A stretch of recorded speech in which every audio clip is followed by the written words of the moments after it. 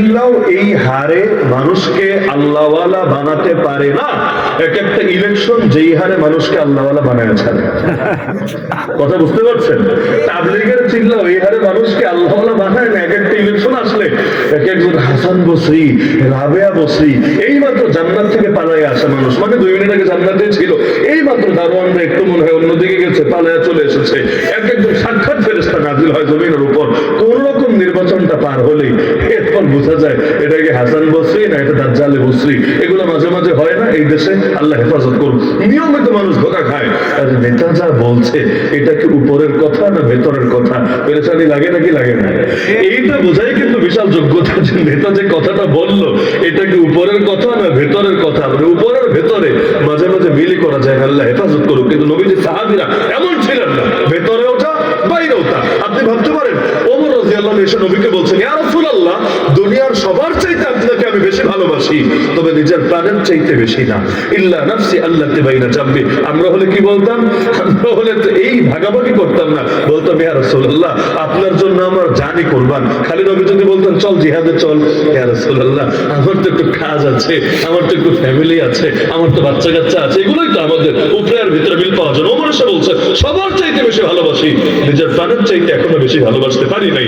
Direct কথা, direct, কোনো ভাগাভাগির কিছু নাই। আরে এক যুবক এসে, পরবর্তীতে তো ওমরের ঘটনা সবাই জানেন, আল্লাহ নবী বলেছিলেন না, যতক্ষণ নিজের প্রাণের চাইতে বেশি ভালো না বাসবা ঈমান পরিপূর্ণ হবে না। এরপর আল্লাহ নবী বিশেষ নজর দিলেন, আলহামদুলিল্লাহ অল্পতেই কাজ হয়ে গেল।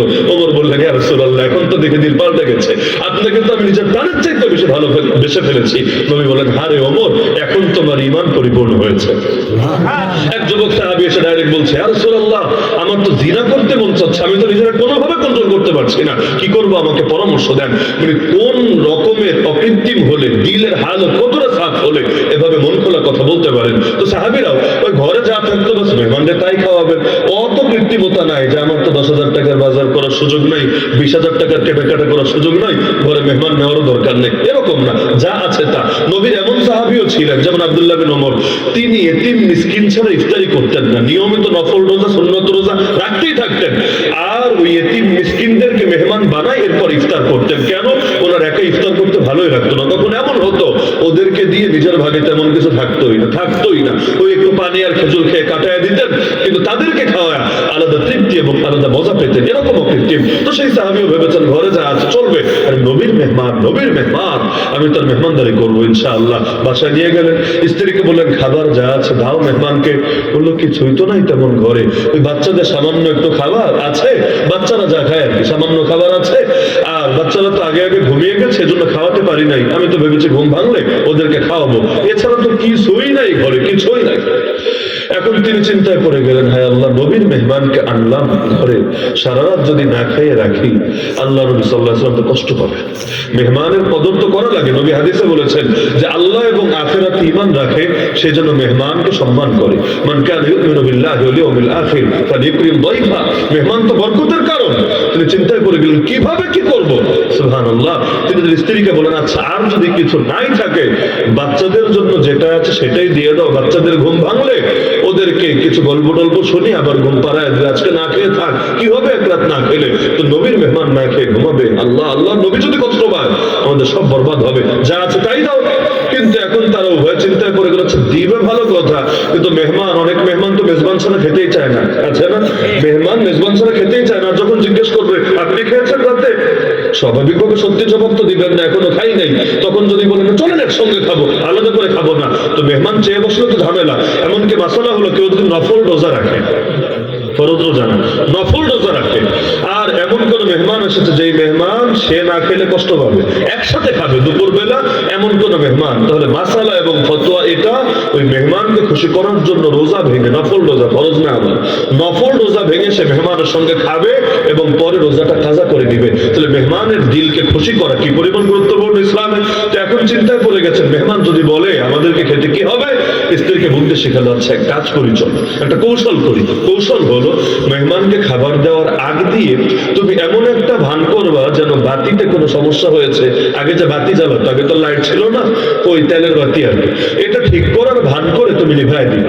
মেহমান ভাববে হয়তো তেল ফুরিয়ে গেছে, আর ওই যুগে রাতে তেল পাবে কই, দোকানপাট তো রাত্রে নাই, রাত্রে পাবে কোথায়, এখন স্বাভাবিক অন্ধকারে খাওয়া লাগবে। আর অন্ধকারে যদি খাওয়া শুরু করে সমস্যা নাই, আমরা না খেয়েও বুঝ দিব খাচ্ছি আর কি, এমনি দাঁত নাড়াবো, এমনি মুখ দিয়ে চাবাবো, আসলে নাই তো কিছু, কিন্তু মেহমান বুঝবে না আমরাও খাচ্ছি মাশাআল্লাহ, ওই কাজই করবো। আসলে বাতি নিভিয়ে দিল এবং যখন খেতে বসলো মেহমান বললো চলেন একসাথে খাই, খাওয়ার কিছু নাই তো, যা আছে বাচ্চাদের খাবারের, কেন যদি ভাগ বসায় মেহমানের তো আর পেটই ভরবে না, এজন্য না খেয়ে মুখ নাড়িয়ে নাড়িয়ে মেহমানের সঙ্গ দিল। সারা রাত স্বামী স্ত্রী বাচ্চা সকলে না খেয়ে কাটিয়ে দিল। ফজরের নামাজ পড়তে যখন গেল আল্লাহ নবীর পেছনে, আল্লাহ নবী সেই সাহাবীকে দেখেই বলল, আরে আমার সাহাবী, কি আমল করলো তুমি গত রাতে?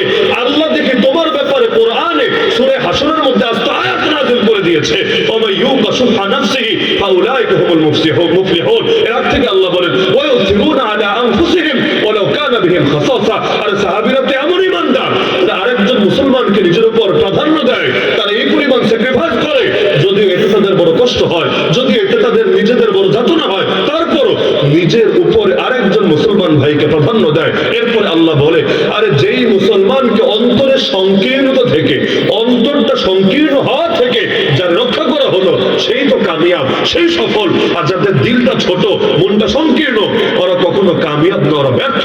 আল্লাহ নবী যখন এটা শুনালেন, সেই সাহাবীর দিলটাও জোড়ায় গেল, আরে এক রাত কেন, হাজার রাতে যদি না খেয়ে থাকি, কিন্তু আমার আল্লাহ যদি এটার কারণে খুশি হয়ে আয়াত দিয়ে দেন, আর কি লাগে জীবনে। দেখতে পাচ্ছেন যে নবীর সাহাবীরা কিভাবে একজন আরেকজনকে প্রাধান্য দিতেন নিজের উপরে। আমাদের একটা গুণে যদি থাকতো, আজকাল বাংলাদেশ টোটাল চেঞ্জ হয়ে যেত, বিশ্বাস হয়? খালি একটা গুণে যদি থাকতো, একটা গুণ, সব মুসলমান অন্য মুসলমানকে নিজের চাইতেও বেশি প্রাধান্য দেয়, নিজের চাইতেও বেশি দামি মনে করে, নিজে কষ্ট করে হলেও তার কোনো প্রয়োজন পূর্ণের চেষ্টা করে।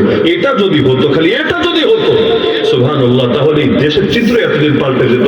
এমনকি হাদিসে তো আছে, আপনি 70 বছরও যদি নফল ইবাদত করেন, 70 বছর, এতে যে সওয়াব পাবেন।